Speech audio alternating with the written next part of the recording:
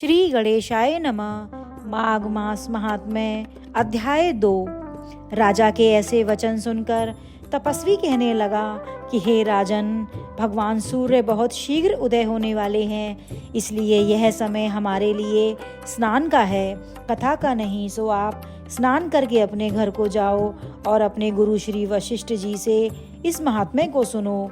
इतना कहकर तपस्वी सरोवर में स्नान करने के लिए चले गए और राजा भी विधि पूर्वक सरोवर में स्नान करके अपने राज्य को लौटे और निवास में जाकर तपस्वी की सब कथा रानी को सुनाई।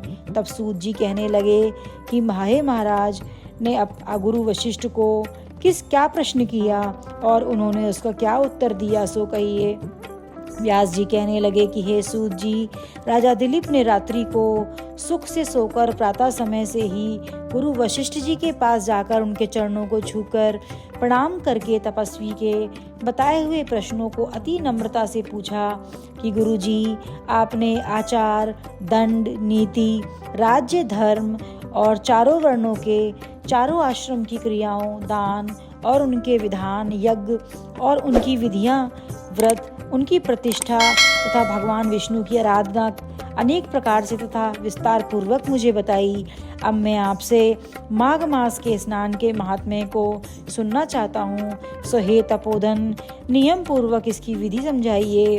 गुरु वशिष्ठ जी कहने लगे कि हे राजन, तुमने दोनों लोकों के कल्याणकारी, वनवासी तथा गृहस्थियों के अंतःकरण को पवित्र करने वाले माघ मास के स्नान का बहुत सुंदर प्रश्न किया है। मकर राशि के सूर्य में आने पर माघ मास में स्नान का फल गौ, भूमि, तिल, वस्त्र, स्वर्ण, अन्न, घोड़ा तथा चंद्रायण और ब्रह्माकूर्च व्रत आदि से भी अधिक होता है। वैशाख तथा कार्तिक में जप, दान, तप और यज्ञ बहुत ही फल देने वाले हैं, परंतु माघ मास में इनका फल बहुत ही अधिक होता है। माघ में स्नान करने वाला पुरुष राजा और मुक्ति के मार्ग को जाने वाला होता है।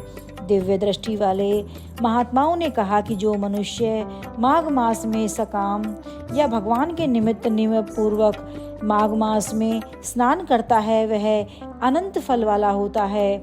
उसको शरीर की शुद्धि, प्रीति, ऐश्वर्य तथा चारों प्रकार के फलों की प्राप्ति होती है। अदिति ने 12 वर्ष तक मकर संक्रांति में अन्न त्याग कर स्नान किया। इससे तीनों लोकों का उज्जवल करने वाले 12 पुत्र उत्पन्न हुए। माघ में स्नान करने से रोहिणी, सुबगा, अरुंधति दानशीलता हुई और इंद्राणी के समान रूपवती होकर प्रसिद्ध हुई। जो माघ मास में स्नान करते हैं तथा देवताओं के पूजन में तत्पर रहते हैं, उनको सुंदर स्थान, हाथी और घोड़ों की सवारी तथा दान को द्रव्य प्राप्त होता है।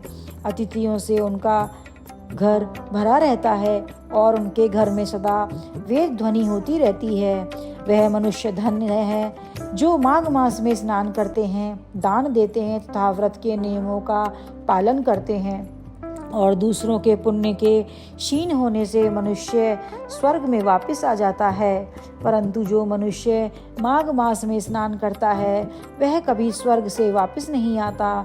इससे बढ़कर कोई नियम, तप, दान, पवित्र और पाप नाशक नहीं है। भृगु जी ने मणि पर्वत पर विद्याधरों को यह सुनाया था।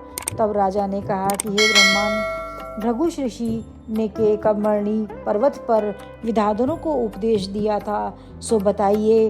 तब ऋषि जी ने कहने लगे कि हे राजन, एक समय 12 वर्ष तक वर्षा न होने के कारण, सब प्रजाशीन होने के कारण संसार में बड़ी उद्विग्नता फैल गई। हिमाचल और विंध्याचल पर्वत के मध्य का देश निर्जन होने के कारण श्राद्ध, तप, स्वाध्याय सब कुछ छूट गया। सारा लोक विपत्तियों में फंसकर प्रजाहीन हो गया। सारा भूमंडल फल और अन्न से रहित हो गया। तब विंध्याचल से नीचे बहती हुई नदी के सुंदर वृक्षों से आच्छादित अपने आश्रम से निकलकर श्री भृगु ऋषि अपने शिष्यों सहित हिमालय पर्वत पर गए। इस पर्वत की चोटी नीली और नीचे का हिस्सा सुनहरी होने से सारा पर्वत पीताम्बरी श्री भगवान के सदृश लगता था।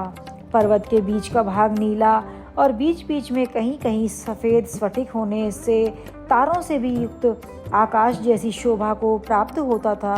रात्रि के समय यह पर्वत दीपकों की तरह चमकती हुई दिव्य औषधियों से पूरित किसी महल की शोभा को प्राप्त होता था।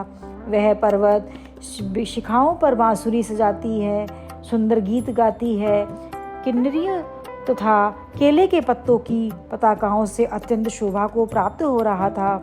यह पर्वत नीलम, पन्ना, पुखराज तथा इसकी चोटी से निकलती हुई रंग बिरंगी किरणों से इंद्रधनुष के समान प्रतीत होता था। स्वर्ण आदि सब धातुओं से तथा चमकते हुए रत्नों से चारों ओर फैली हुई अग्निज्वाला के समान शोभायान था। इसकी कंदराओं में काम पीड़ित विद्याधरी अपनी पतियों के साथ आकर रमण करती हैं और गुफाओं में ऐसे ऋषि मुनि जिन्होंने इस संसार के सब क्लेशों को जीत लिया है, रात दिन ब्रह्मा का ध्यान करते हैं और कई एक हाथ में रुद्राक्ष की माला लिए हुए शिव की आराधना में लगे हुए हैं। पर्वत के नीचे भागों में जंगली हाथी अपने बच्चों के साथ खेल रहे हैं और कस्तूरी वाले रंग बिरंगे मृगों के झुंड इधर उधर भाग रहे हैं। यह पर्वत सदा राजहंस तथा मोरों से भरा रहता है, इसी कारण से इसको हेमकुंड कहते हैं। यहाँ पर सदैव ही देवता, गुहक और अप्सरा निवास करते हैं। जय श्री हरि।